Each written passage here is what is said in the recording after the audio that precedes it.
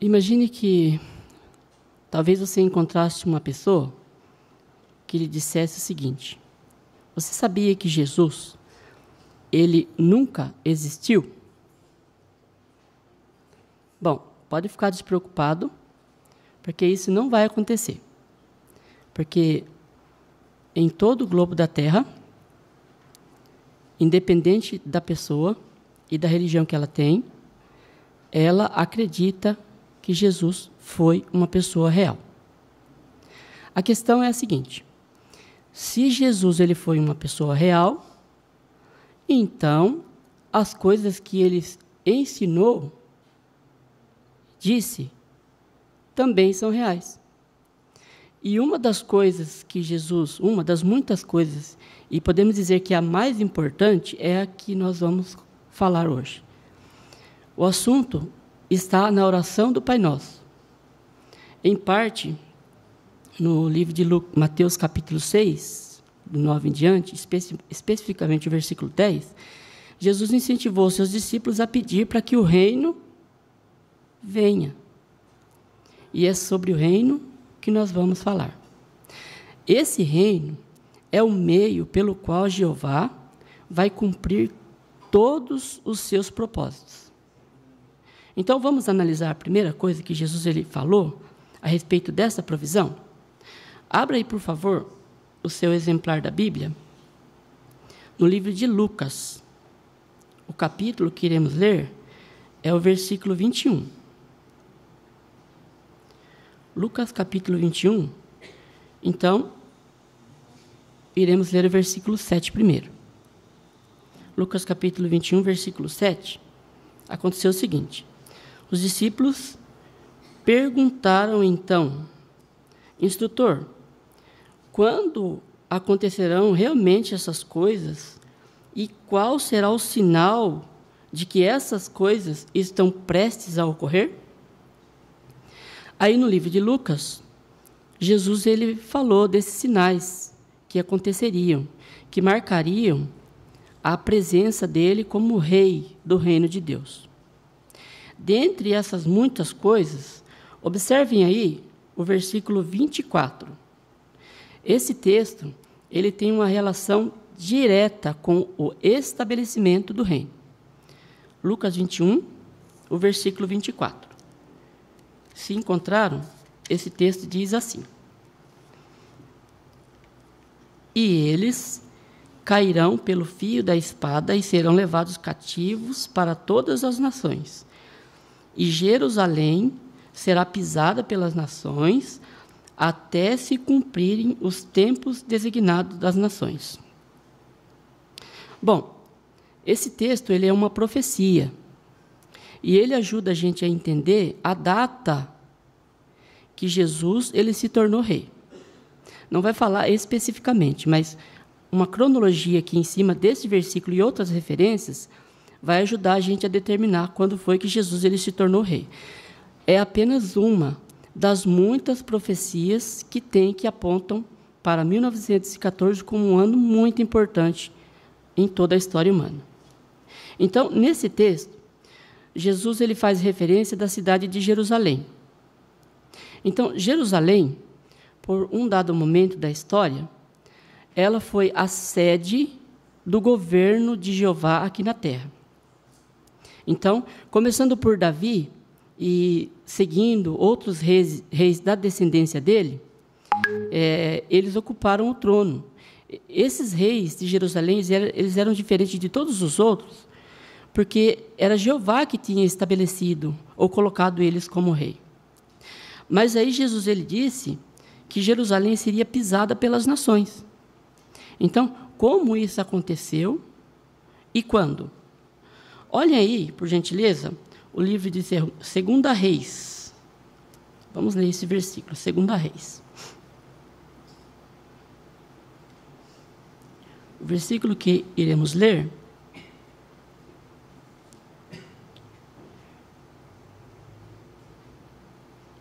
inicialmente, vamos ver o versículo 1. Olha só o que aconteceu. No 9º ano do reinado de Zedequias, no 10º mês, no dia 10 do mês, Nabucodonosor, rei de Babilônia, junto com todo o seu exército, veio contra Jerusalém.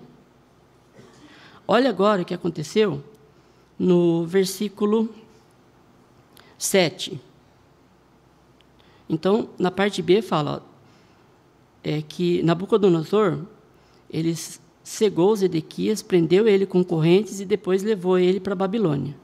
No versículo 9 fala que ele queimou a casa de Jeová. E no versículo 11 fala que o restante do povo foram levados cativos. Zedequias, ele foi o último rei da linhagem de Davi. E ele viveu mais ou menos entre 600 e 700 antes de Cristo. Esse relato aconteceu especificamente no ano 607 antes de Cristo. A partir dali, então, cessou-se a dinastias de descendência do rei Davi. Então, como Jesus havia predito, nesse momento, Jerusalém ela começou a ser pisada pelas nações.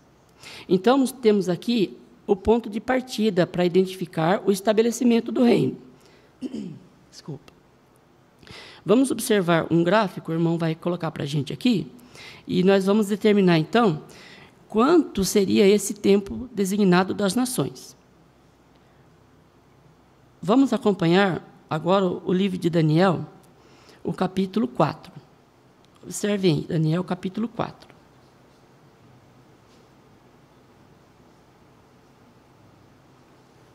O versículo que nós iremos ler é a partir do 10. Então, olha só. Daniel disse o seguinte no versículo 10.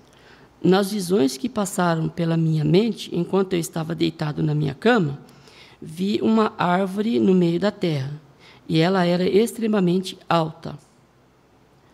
Então, essa árvore, ela representa governo. Recentemente, nós estudamos, no estudo bíblico de congregação, falando dessa profecia. Ela teve 2 cumprimentos, um em Nabucodonosor e o outro em Jesus, apontando para 1914. Olha só o que aconteceu no versículo 13 e o 14. Diz que um vigilante, um santo, ou um anjo, ele gritou, derrubem a árvore. Só que no versículo 15, ele falou que era para deixar as raízes e o toco, e prender com cintas de ferro. Então, esse governo, lá de Zedequias, iria cessar. A partir dali, reis das nações iriam como que dominar o povo, especialmente pisar sobre Jerusalém. E aí, no versículo 16, bem no finalzinho, falou que esse tempo seria 7 tempos. Então, olha só, nós temos aí a data inicial que Jerusalém foi pisada pelas nações, ou conquistada por Nabucodonosor. E aí, o livro de Daniel fala que esse período levaria 7 tempos. Como que nós determinamos esses 7 tempos? Olhem agora o livro de Apocalipse, o capítulo 12. Apocalipse, capítulo 12, o versículo 6. Ele diz assim, ó. E a mulher fugiu para o deserto, onde ela tem um lugar preparado por Deus e onde seria alimentada por 1.260 dias. Aí, no versículo 14, continua falando o seguinte, ó. Mas foram dadas à mulher as 2 asas de uma grande águia, para que ela pudesse voar para o deserto, para o seu lugar, onde seria alimentada por um tempo, tempos e metade de um tempo. Então, no versículo 6, nós vimos lá, 1.260 dias, que seria 3 tempos e meios. 7 tempos, o dobro, 2.520 dias. Mas a Bíblia, ela não fala que é dias, mas sim anos. Inclusive, o número de Números, capítulo 14, versículo 34, lá fala 40 dias, 40 anos. E como nós sabemos que esses 7 tempos, esses 2.520 dias, não seria dias, mas anos. Porque de 607, contando 7 anos, aproximadamente, não aconteceu nada de notável. Mas se nós transformar em anos, como a Bíblia sugere, então aí a gente começa a fazer a cronologia. Olha agora, 7 tempos, 2.520 anos. Iniciando de 607 a.C., nós chegamos, pode fazer a conta, 1914. Essa é uma das muitas profecias que aponta que o reino de Deus, ele teve seu início, ou começou, em 1914. Talvez você que está estudando a Bíblia, fala assim, olha, irmão Vanderlei, não entendi nada. Não se preocupa, o seu instrutor vai ajudar você a entender quando ele estiver lá no seu estudo, tá bom?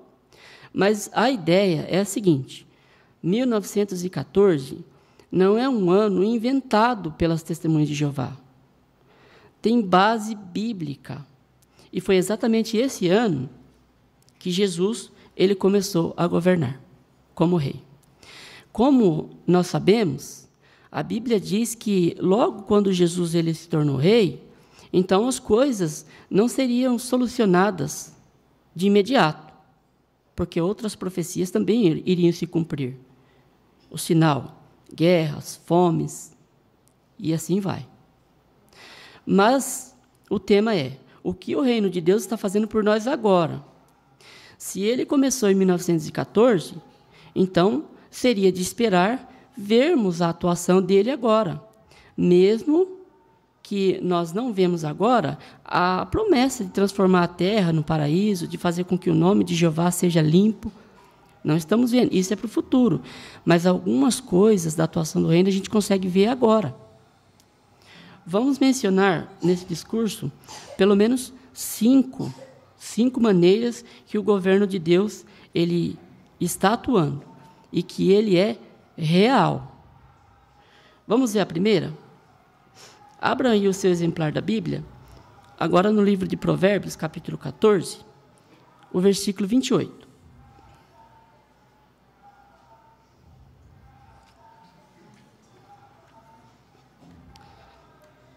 Ele diz assim,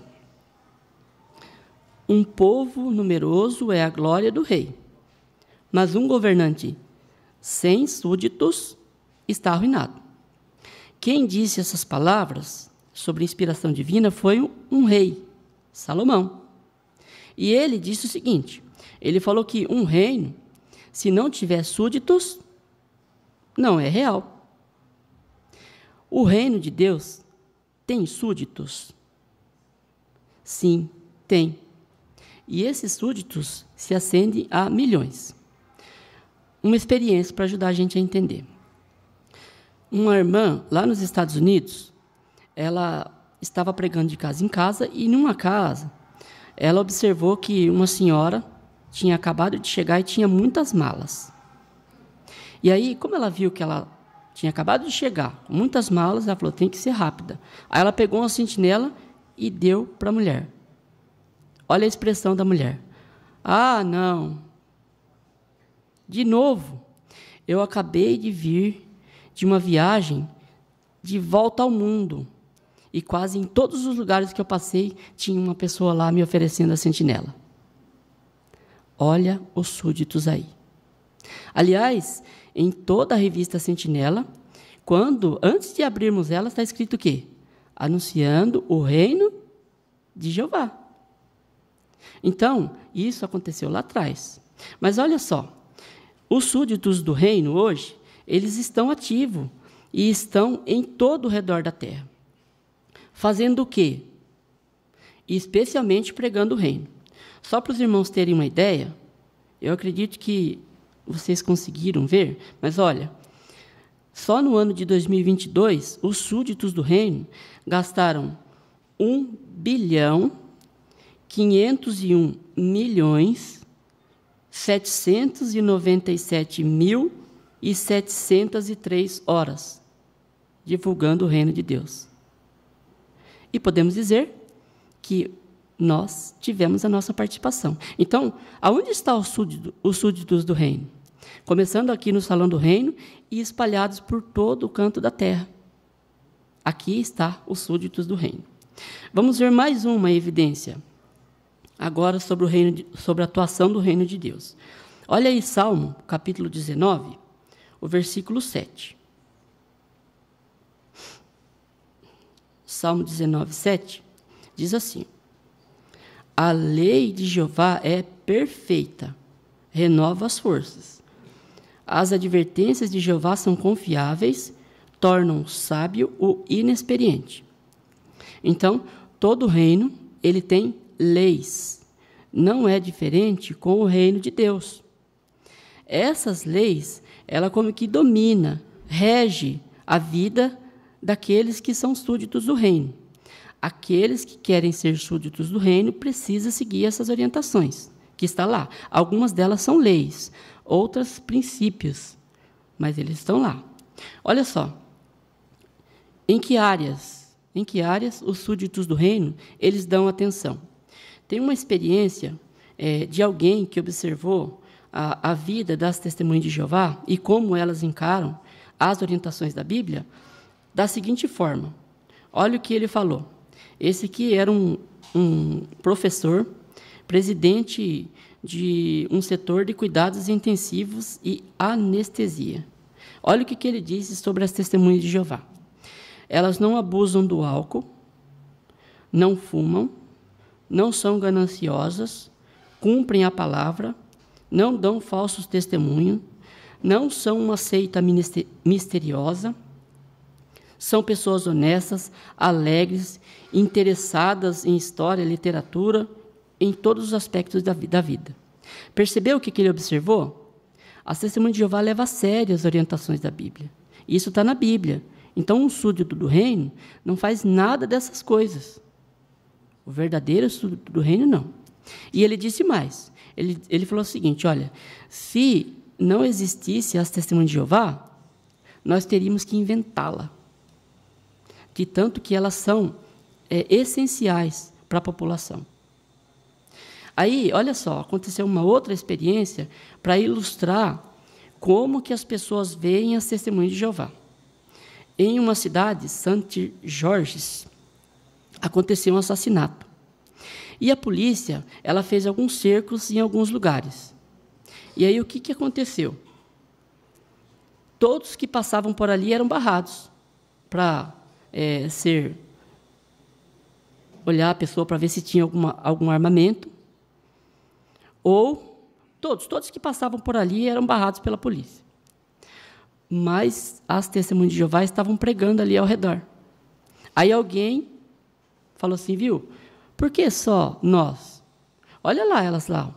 Até agora não aconteceu nada com elas. Aí o policial disse o seguinte, ele falou assim, olha, as testemunhas de Jeová, elas são cidadãos que respeitam a lei, que incentivam as pessoas a ter uma vida melhor, são felizes, e elas não fazem nada de mal para o próximo.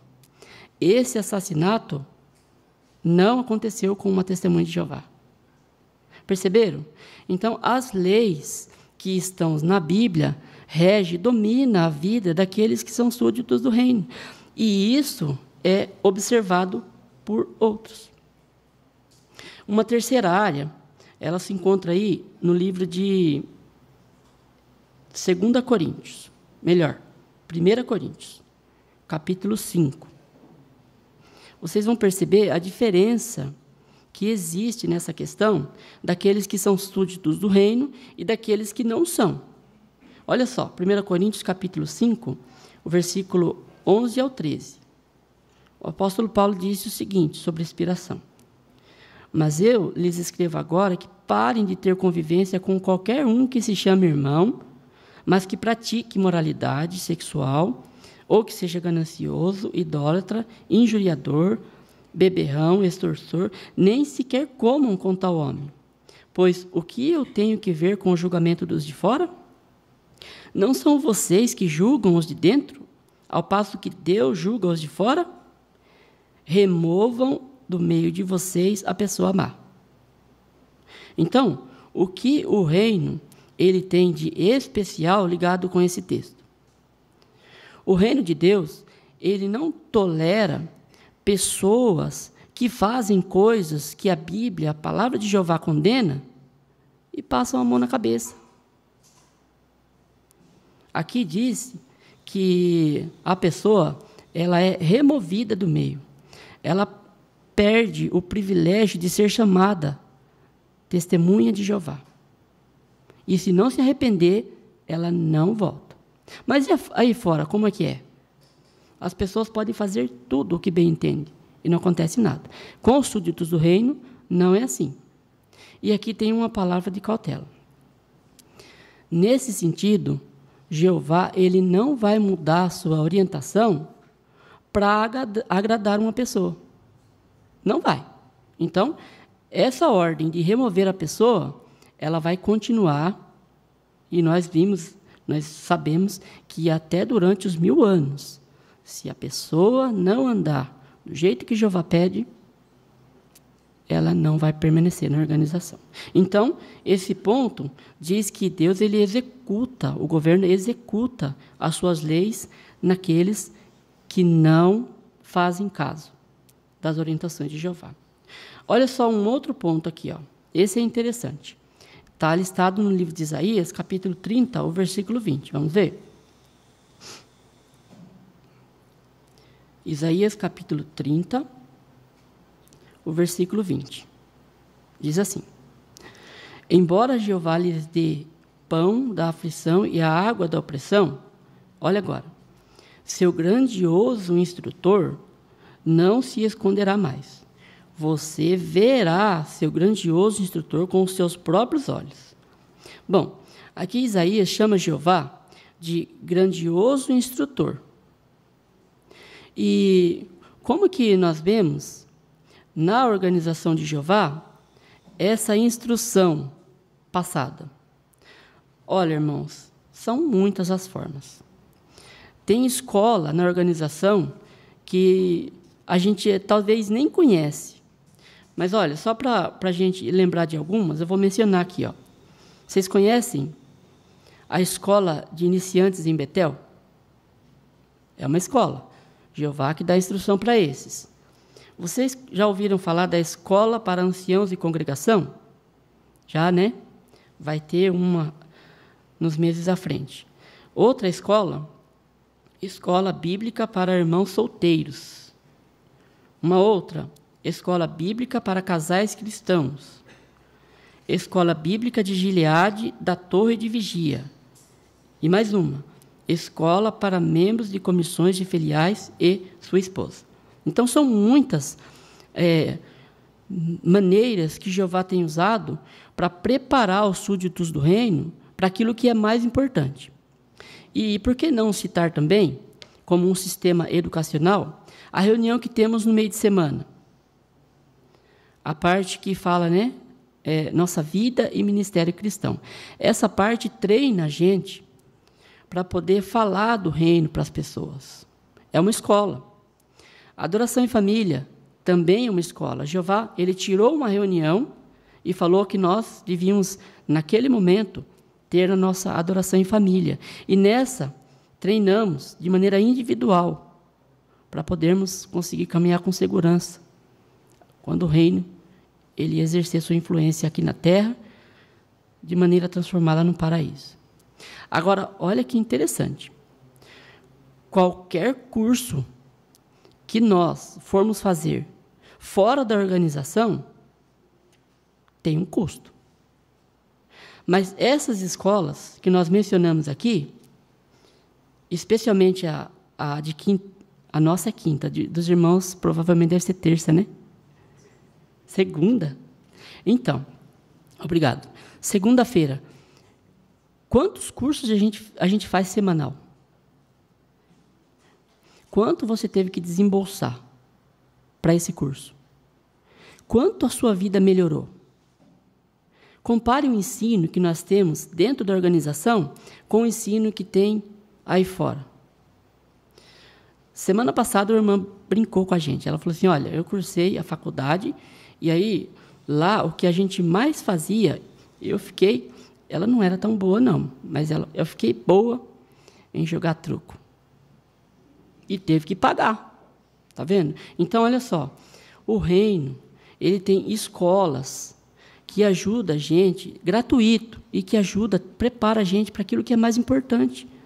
E graças a Jeová, nós temos essa oportunidade de estar aqui.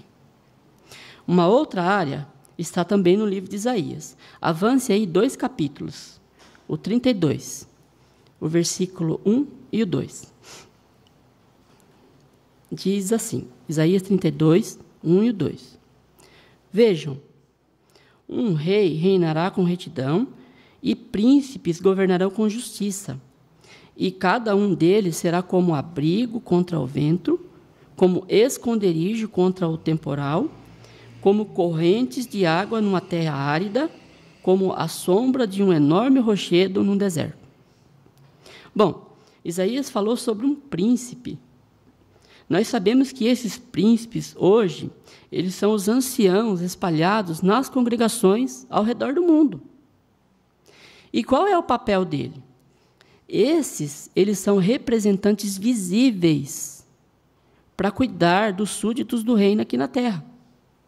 E aqui mostra que ele serve como abrigo, como esconderijo, como correntes de água. Ou seja, o papel dos anciãos é de nos ajudar e de nos fortalecer. É isso que você tem sentido? Então, não se esqueça. Essa provisão é uma mostra de que o reino é real e que, desde agora, ele já está atuando. Então, quando fala de anciãos, nós entendemos que é uma provisão de Jeová para a congregação. Coitadas de algumas esposas que precisam abrir mão deles. E isso por diversas vezes. Então, se você estiver precisando dessa ajuda, não hesite em pedir.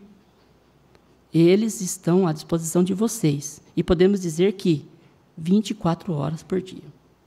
Em poucos minutos, analisamos algumas evidências de que o reino ele é real e está atuando. Então, Jeová ele deseja muito que nós meditemos nessa atuação. Ela vai nos ajudar a olhar para frente, mesmo enfrentando problemas e dificuldades que sabemos que vai vir. Mas ela também, manter-se focado, vai ajudar a gente dessa forma. Olha só, o livro de Romanos, o capítulo 8, o versículo 24 e 25.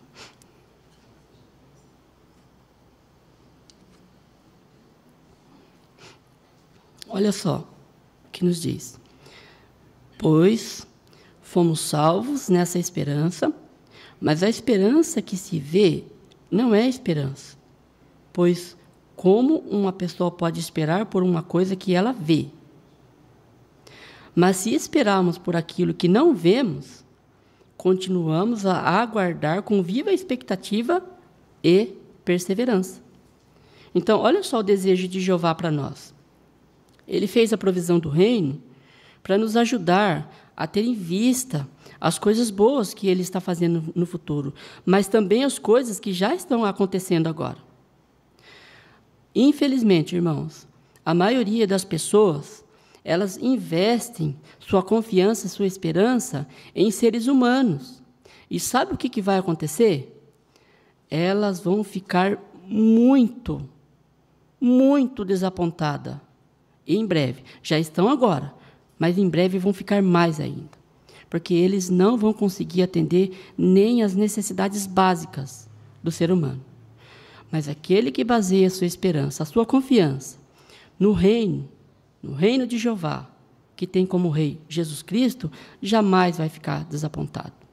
Por isso, o incentivo é que olhe para frente, veja o reino bem na sua frente. Isso vai nos ajudar a fazer aquilo que é mais importante e permanecer no caminho que vai nos ajudar a alcançar as bênçãos do reino.